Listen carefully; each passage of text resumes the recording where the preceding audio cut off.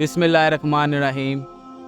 شروع اللہ پاک کے بابرکت نام سے جو بڑا مہربان نہایت رحم کرنے والا ہے۔ ایم کے این سپیکس کے معزز خواتین و حضرات، السلام علیکم۔ محترم ناظرین گرامی، معروف میگزین منی نے موسیٰ مانسا کو تاریخ کا امیر ترین شخص قرار دیا ہے۔ ان کا تعارف یہ ہے کہ وہ تمکوتو کے امیر ترین آدمی تھے۔ انہوں نے مالی کی سلطنت پر اس دور میں حکومت کی جب وہ معدنیت اور بطور خاص سونے کے ذخیرے سے مالا مال تھا۔ یہی وہ وقت تھا جب پوری دنیا میں سونے کی مانگ اپنی عروج پر تھی۔ ان کا اصل نام موسیٰ کیتا اول تھا، لیکن تخت نشین ہونے کے بعد وہ مانسا کہلائے، جس کا مطلب بادشاہ ہے۔ مغربی افریقہ کے لیے حال ہی میں شروع ہونے والے BBC سروس کے مطابق موسیٰ کی سلطنت کی حد کسی کو معلوم نہیں تھی۔ مانسا موسیٰ نے کئی مساجد کی تعمیر کرائی، جن میں سے بعض ابھی تک موجود ہیں۔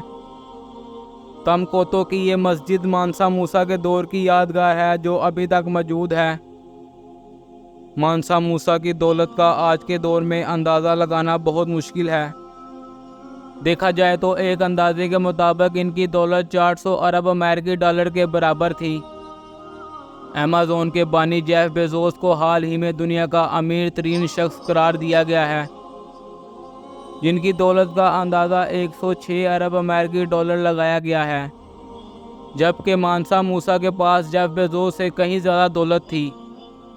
اگر افرز زر کو کھاتے میں نہ لایا جائے تو اس وقت جیف بیزوس کے پاس سب سے زیادہ دولت ہے، لیکن اگر افرز زر کو ذہن میں رکھا جائے تو بھی مانسا موسیٰ کی دولت تاریخ میں کسی بھی زندہ یا مردہ دولت مندوں سے زیادہ ہے۔ دولت مندوں کا موازنہ کرنے سے ہمیں یہ پتہ چلتا ہے کہ روتھ چائلڈ خاندان کے پاس 350 ارب امریکی ڈالر دولت تھی، جبکہ جان دی راک فائلر کے پاس 340 ارب ڈالر دولت تھی۔ مانسا موسیٰ کے دور حکومت میں ایک بہت بڑا تعمیری منصوبہ شروع کیا گیا تھا، اور یہ مسجد تمکوتو کی قدیم ترین مساجد میں سے ایک ہے۔ مانسا موسیٰ کے دور حکومت کی مشہور ترین کہانی ان کا دور حج ہے۔ یہ سن 1324 کا واقعہ ہے۔ اس سفر میں مانسا موسیٰ نے تقریباً 6500 کلومیٹر کا فاصلہ طے کیا۔ واقعہ یہ ہے کہ جب مانسا موسیٰ کو دیکھنے کی خواہش رکھنے والے ان سے ملنے گئے تو ان کے قافلے کو ہی دیکھ کر دنگ رہ گئے۔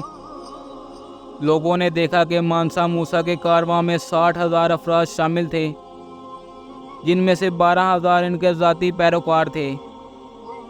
مانسا موسیٰ جب گھوڑے پر سوار تھے تو ان کے آگے 500 افراد کا دست چلتا تھا، جن کے ہاتھوں میں سونے کی چھڑی تھی۔ مانسا کے قافلے کی پیش رو بہترین ریشم کا لباس استعمال کرتے تھے۔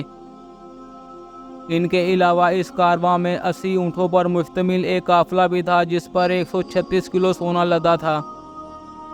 مانسا موسیٰ اس قدر فرق دل تھے کہ جب مصر سے گزرے تو یہ کہا جاتا ہے کہ انہوں نے غریبوں کو اتنے عطیے دیے کہ علاقے میں افرز زر ہو گیا۔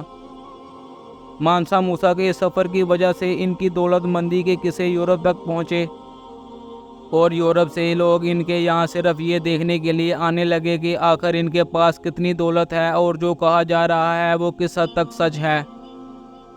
سونے کے تاج اور ہاتھ میں سونے کی اشرفی کے ساتھ مانسا موسیٰ کو یورپ کی تاریخ میں بہت بڑا اعزاز حاصل ہوا۔ جب مانسا موسیٰ کے مال کی تصدیق کر لی گئی تو پھر مالی سلطنت اور اس کے بادشاہ کا نام کیتلان کی اطلس میں شامل کیا گیا، جس میں اس وقت معلوم تمام مقامات کا ذکر شامل ہے۔ منی میگزین میں یونیورسٹی آف مشیگن میں تاریخ کے پروفیسر ڈولف ویئر کہتے ہیں، یہ تاریخ کے اس امیر ترین شخص کی بات ہے جس کے پاس اتنی دولت ہو کہ اس کا اندازہ لگانا مشکل ہو جائے تو یہ سمجھے کہ وہ بہت ہی امیر آدمی ہے۔ محترم عزیز دوستو، یہ تھا مانسا موسیٰ کی دولت کا چھوٹا سا قصہ۔ امید کرتا ہوں آپ سب کو آج کی یہ ویڈیو اچھی لگی ہوگی۔ مزید اچھی ویڈیوز دیکھنے کے لیے میرے چینل کو لائک، سبسکرائب اور بیل آئیکن کو پریس کرنا مت بھولیے گا۔